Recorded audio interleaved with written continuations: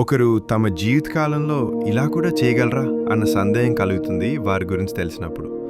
తమ జీవితాన్ని తమ కంటే కూడా సమాజం కోసం వెచ్చించే ఇలాంటోళ్ళు అరుదుగా కనిపిస్తుంటారు. తమ వ్యక్తిగత స్వార్థం ఏమీ లేకుండా నిత్యం తమ చుట్టూ ఉన్న వారి కోసం తపించే ఇలాంటి వ్యక్తులు నిలువెత్తు స్ఫూర్తికి నిదర్శనంగా నిలవటమే కాదు, ఇలాంటోళ్ళు గుప్పెడు మంది ఉంటే చాలు వారి చుట్టూ ఉన్న సమాజం మారిపోతుందన్న భావన కలుగుతుంది. ఇదంతా పద్మశ్రీ అవార్డు గ్రహీత కరీముల్ హక్.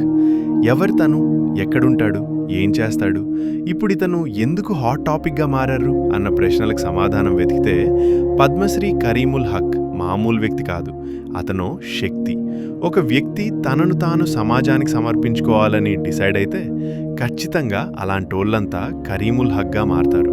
ఇప్పుడు ఇతను ఎందుకు హాట్ టాపిక్గా మారారంటే ఇతడి జీవిత కథను సినిమాగా తీస్తున్నారు. తొలుత ఈ సినిమాను హిందీలో తీయాలని భావించిన చివరకు బెంగాలీలో నిర్మిస్తున్నారు.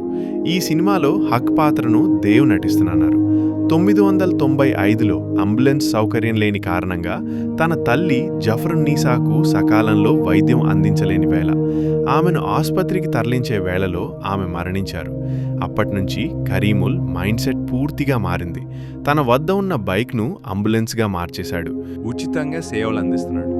తన బైక్ను అంబులెన్స్గా మార్చిన నేపథ్యంలో ఇప్పటి వరకు 7,000 మంది ప్రాణాలు కాపాడాడు. ఇతడి సేవల్ని గుర్తించిన కేంద్ర ప్రభుత్వం పద్మశ్రీ పురస్కారంతో సత్కరించింది. అదే సమయంలో అతడి జీవితాన్ని సినిమాగా తీద్దామని భావించారు. అందుకు తగ్గట్లే వినయ్ మౌద్గల్ కాంటాక్ట్ చేసుకున్నారు. ఇప్పుడు ఆ మూవీని బెంగాలీలో నిర్మిస్తున్నాడు.